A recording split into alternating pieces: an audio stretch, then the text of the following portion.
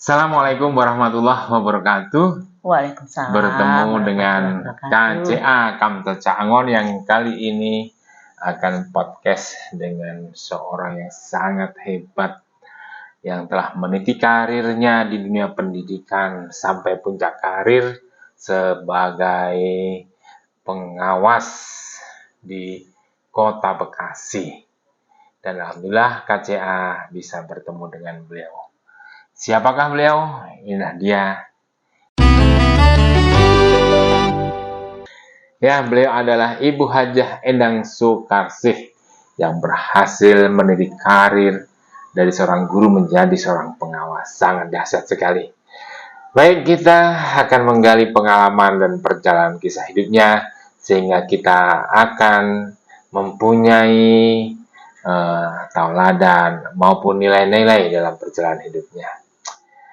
Ibu Endang, Assalamualaikum warahmatullahi wabarakatuh. Waalaikumsalam warahmatullahi wabarakatuh. Waalaikumsalam. Terima kasih bisa hadir bersama KCA. Iya, alhamdulillah Pak Kanto sehat. Alhamdulillah sehat. Ya. Nah, gini Bu Hajah, ya kami para generasi muda pengen tahu nih, bagaimana Ibu bisa sampai pada puncak karir seorang guru yaitu pengawas. Dulu memang sudah bercita-cita jadi guru, Bu. Ya, alhamdulillah sudah mau pensiun di pengawas gitu ya. Iya. Padahal waktu kecil dulu ya nggak ada cita-cita jadi pengawas gitu ya. Dan belum paham begitu. Dan waktu kecil itu kalau waktu saya sekolah SD gitu ya, itu kalau ada penilik dulu penilik, SD ya, itu dibilang SD, ya. penilik. Terus guru-gurunya bilang, nah, ada penilik kalian harus belajar yang baik. Itu tuh sudah seperti itu. Ternyata hal itu terjadilah di masa sekarang ini gitu ya. Jadi pengawas ya. Pengawas. Jadi gitu. ada motivasi ketika dulu kita sekolah masa kecil kan, gurunya naik sepeda, kita lari di belakangnya ya. Senang sekali. Ya. Apakah Ibu juga seperti itu? Ya begitu, senang kalau melihat gurunya datang naik sepeda ya gitu. Itu aduh, Pak Guru sudah datang waktu kelas SD kelas 6 kan Pak Guru ya gitu.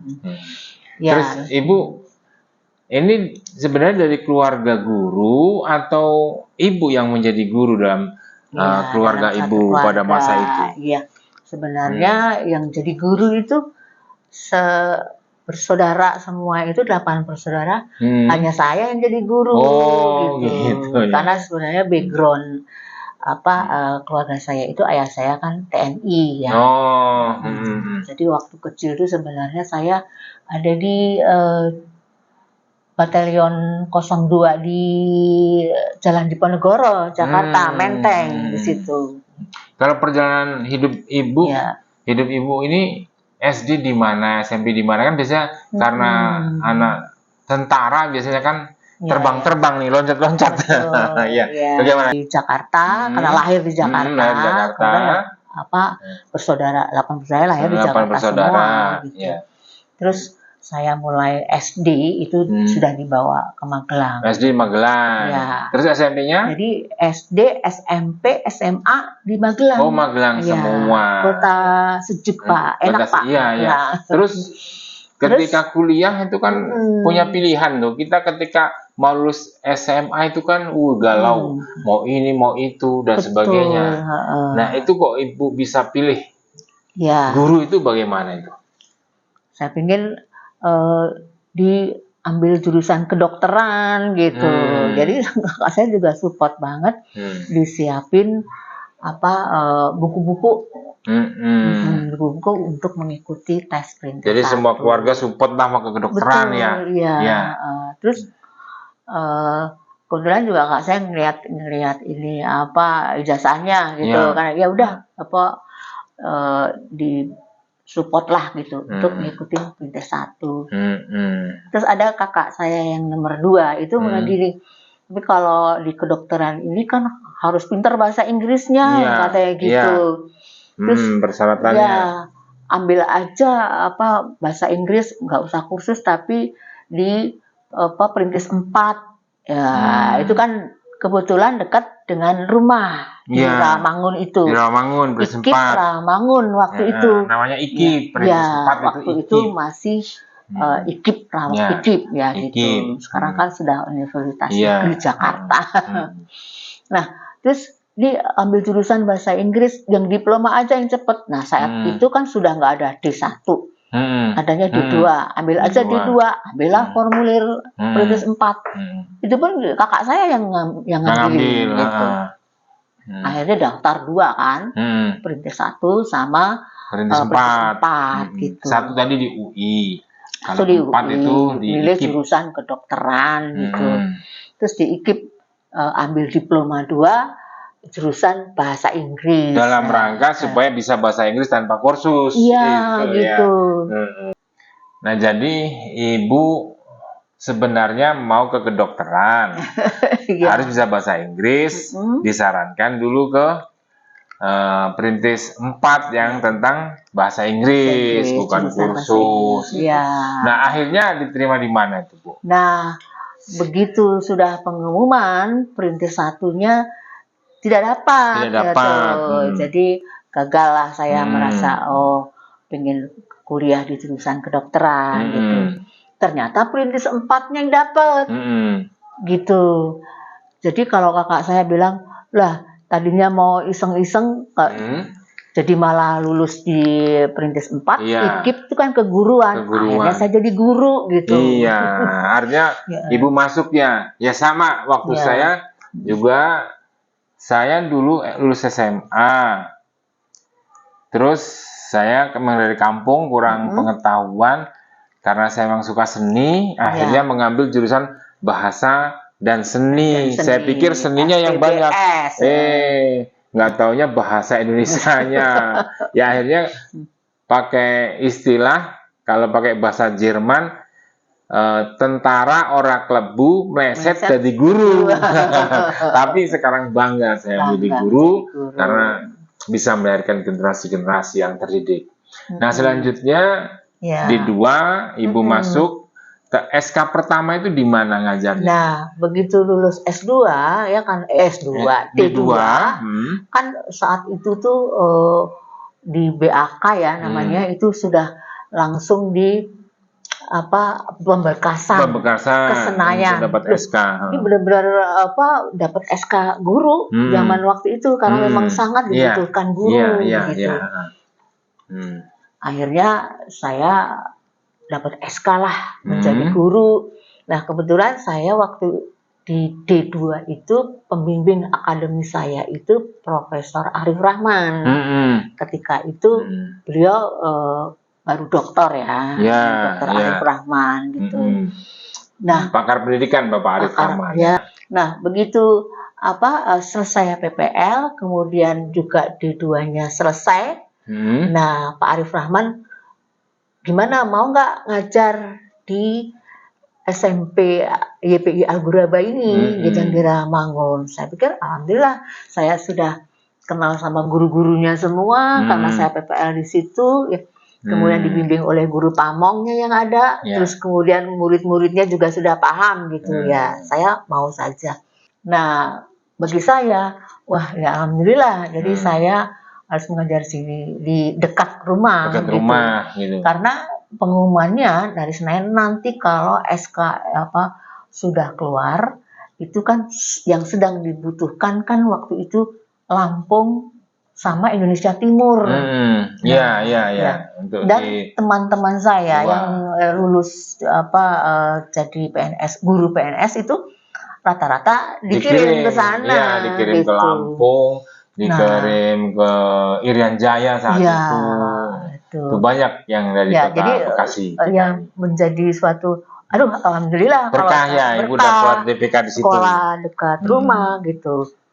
Nah, jadi Ibu setelah YPI, kemudian SMA, terus apa yang Ibu lakukan lagi selanjutnya gitu?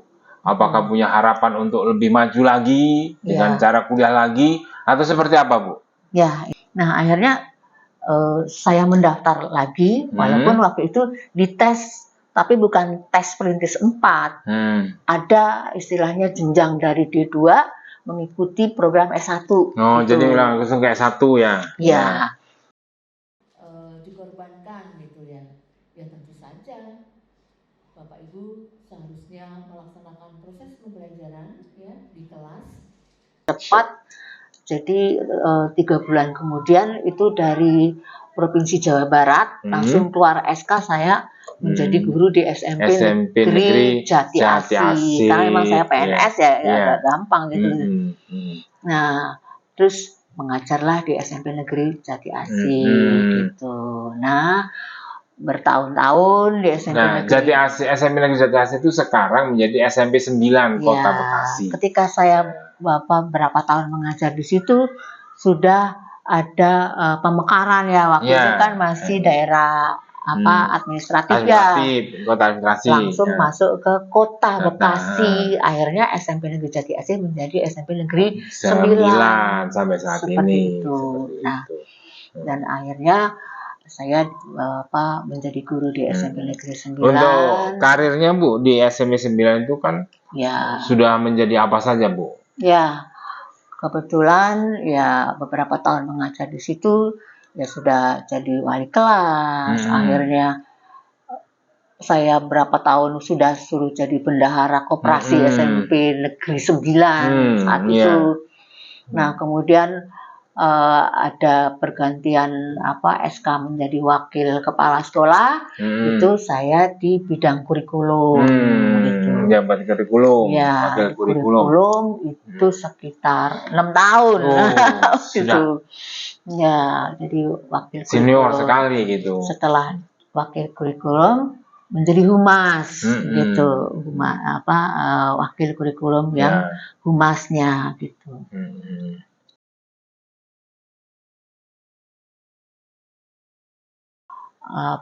Diterimalah saya menjadi dosen Universitas Asafiyah jurusan bahasa Inggris.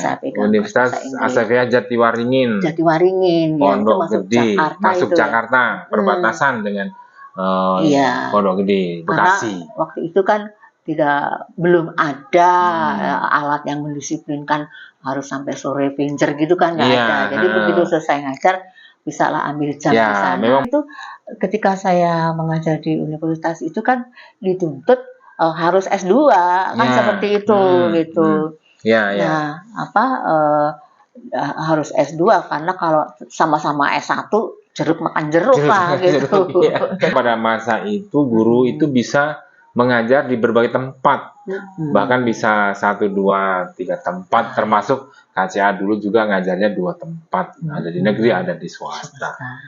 Nah, kalau sekarang sampai menjadi pengawas ini bagaimana ya? Hebat jadi, Ibu. Pertama kali. Nah, setelah Ibu diklat, akhirnya dapat SK lah pengawas. Nah, tugas pertama tahun berapa itu Bu? Ya, bulan Agustus tahun 2017 ya. Itu saya dapat SK. Tugas. Nah, terus itu pembinaan di SMP mana saja yang pertama itu? Waktu itu kan kita harus ada mentor-mentor lagi dari para senior ya, gitu. Pengawas senior. Kebetulan saya dapat Bu Nur Arifah. Sama Bu Nur Arifah saya dibawa-bawa ke sekolah-sekolah binaan beliau gitu. Jadi supaya memahami lah nanti ya gitu.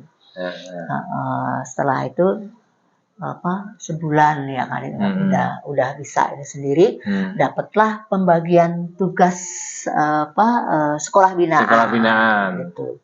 Nah, sekolah binaan pertama mana itu? Pendidikan Kota Bekasi. Saya dapat SK sekolah binaan di Suprayan 5. Oh, Suprayan 5. Di situ ada SMP Negeri 37. Oh iya.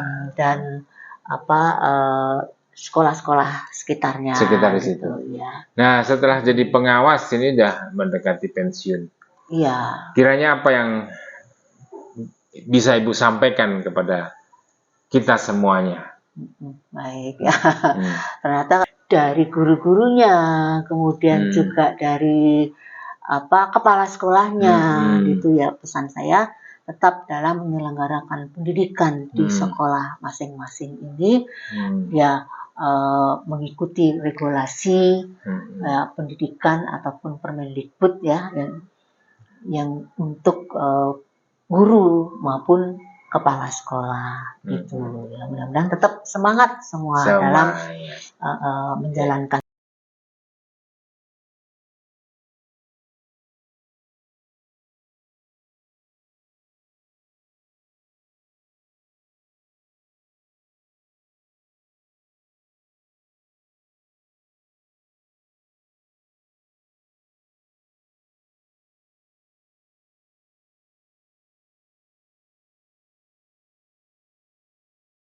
Ibu Anja Endang.